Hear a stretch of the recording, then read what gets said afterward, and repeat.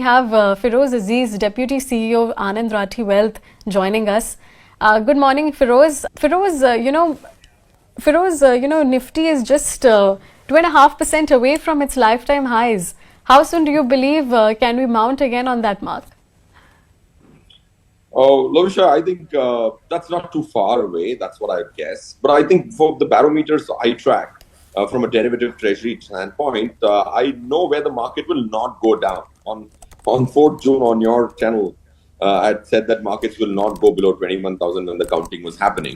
And at 10:11, where it was more or less unclear who the majority would be, will it be NDA or BJP? So point I'm trying to get to is, for an investor or a trader, what is important is what kind of falls are possible. So now, if I paraphrase the question a little differently, I personally think there is not going to be more than 3-4%, 5% downside, which can sustain in the market. That's what I think is the most important question for an investor. Of course, a trader would want to know when will it re-establish the 26,272 mark, which it did on 27th September 2024. So coming back to the point, I think the barometers are stacked very well. So there are 4 things which decide where the market would go in the short term, in my opinion. One is the liquidity. Liquidity is if I branch the liquidity into 3-4 segments. One is categorization in terms of cash market and derivative market. The other categorization is domestic institutions, foreign institutions, and others. If you look at the cash market, I think FIIs have turned positive cash market. They've already sold 4-5 lakh crores. Their total net flow after FY21 is zero. Okay, we look at it daily, we look at it monthly, but if you look at it cumulatively after FY21, which was COVID period, whatever they brought in has been taken out. So cash market, there is very little selling possible from FII. From a domestic institution, again, this total will mesmerize you like it did to me. Last 4 quarter years, DIIs have brought in 15 lakh crores. 15 lakh crores. The previous 8 years, they brought in 2 lakh crores. So GIIs, after bringing 15 lakh crores, have 3 more lakh crores in the pocket. So cash market selling is near impossibility unless there is a catastrophic situation on the global side, and I can speak to you about it. Derivative, I think FIIs are very light. We are at 22%, the long positions, which is a very light position. If you look at margin funding books of brokers, those are light as well. Those are not at peak levels. So I would say there's several more, so let me not bore you with those. I would say markets correcting is very unlikely. That implies that if there's little good news, short covering should get us to the peaks. Okay. But, now that the earnings season is upon us, what are you expecting from India Inc. in growth terms also? Because, if we look at from after COVID onwards till FY24, we saw a good run rate. But FY25 was something that we saw with about very mid to single digits growth. How do you expect FY26 to pan out for the markets? Are you expecting a mean reversion from what we saw in the previous financial years, or how do you expect it to pan out? Lovisha, in my opinion, of course, like you rightly said, Nifty grew about 9% and ended at 1,096. Most people don't know the absolute value of Nifty's earnings, which is what I think is very, very critical. 1,096 is where it ended. We had last projected about 1,120, so fell short about 24 rupees, which I think is okay for a bad year.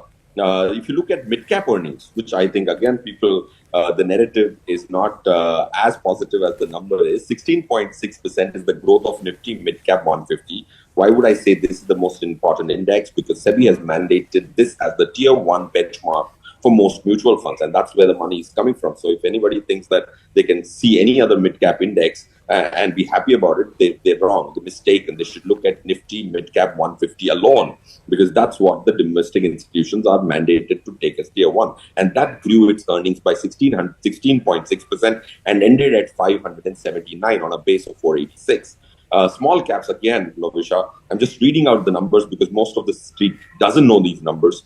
If you look at the Nifty small cap 250, which is again the most important benchmark, not for a mutual fund investor, for any Indian capital market investor, because that's where the money is. Mutual funds are what is pumping in the money. So that has grown by only about 7%, and 543 was the earnings closure.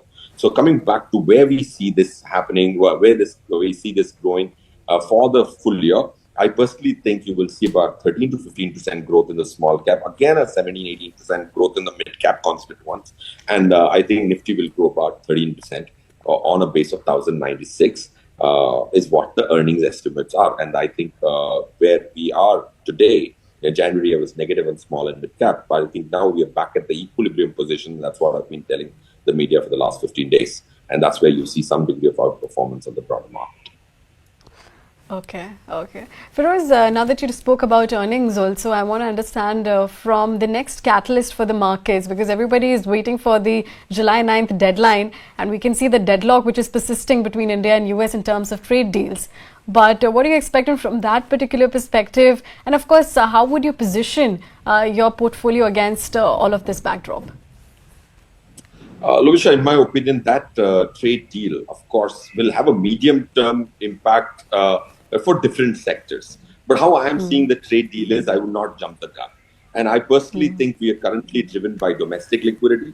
I think from the global market, I'm not looking at the trade deal at all. I'm looking at credit default swaps of US Treasury touching 92 and back to 42. And if somebody is not looking at this, and this is the biggest global spill out which Indian markets could have. The second global variable which everybody needs to look at, in my opinion, humble opinion, is the Fed's balance sheet. How will Fed reduce its balance sheet? QE is not possible. Gone are those days where liquidity could be pumped in because inflation was not an issue last time around. US is facing an inflation issue today. So QE is not something which is an option. So QT, which is tapering, could happen. How will they do the tapering? They have about 6.5 years of average duration in their balance sheet.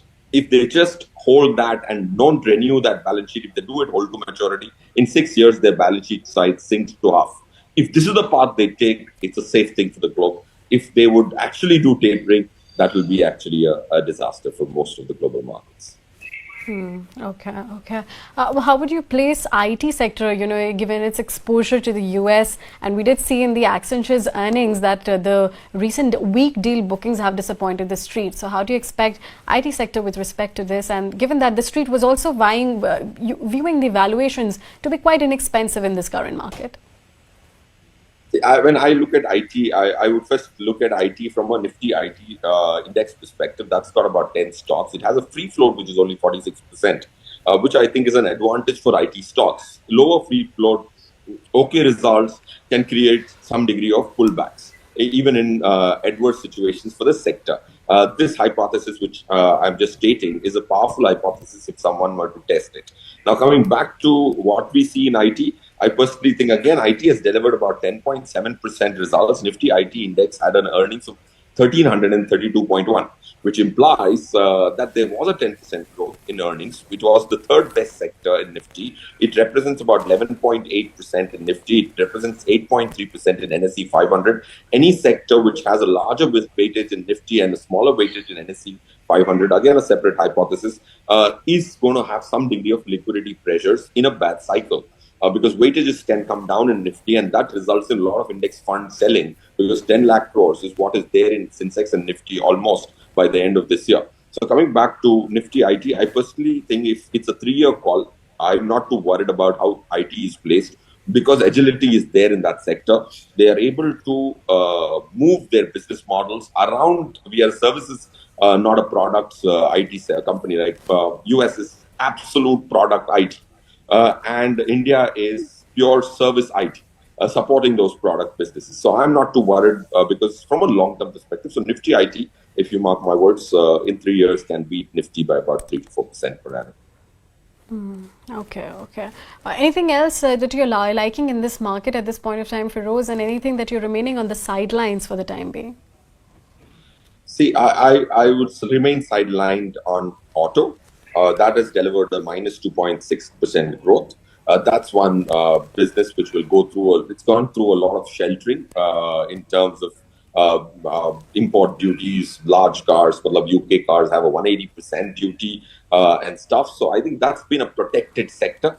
I don't know why so, but that's the reason why I would structurally not be very comfortable unless things unfold. Coming to Nifty capital markets, which I think is the most underrated sector. if the whole financialization of India has to take place, Nifty Capital Markets, which has about 15 stocks, 14 stocks, let me give you a disclaimer that we are also a part as a listed company in that sector with about 3% weight. But that's got one sector which has zero weightage in Nifty, has about close to about 1.8% in Nifty NSE 500. India is gone through a paradigm shift in mindset. Indian lower strata is not seeing mutual funds as saving. It's not seeing it as an investment vehicle at all, and it is now seeing it as a savings vehicle. If somebody could catch this trend, you will understand that a person who's putting a 1,000 rupee SIP has stopped checking its value. Earlier, he would check his value, stop his SIP. Now he's seeing it as a chit fund where he was contributing 200 rupees every evening. So that change will result in a huge influx. Another 10 years, you will see almost 45 to 50 lakh crores coming in from domestic institutions. Like last 4 years have given 15 lakh crores. And that having zero representation in Nifty 50 can't be the case 5 years from now. So Nifty Capital Markets, which was 39% growth in earnings, could be one sector which one should watch out for if you really believe in India. Having a 0% weight of Nifty capital market stocks in Nifty is not making sense to me. All right, capital market stocks that we need to watch out for, and we've seen a good run up in all of those counters, given the broad-based, breadth of the market has improved. All right, with that we have to let you go, Feroze. But thank you so much for your time and joining us.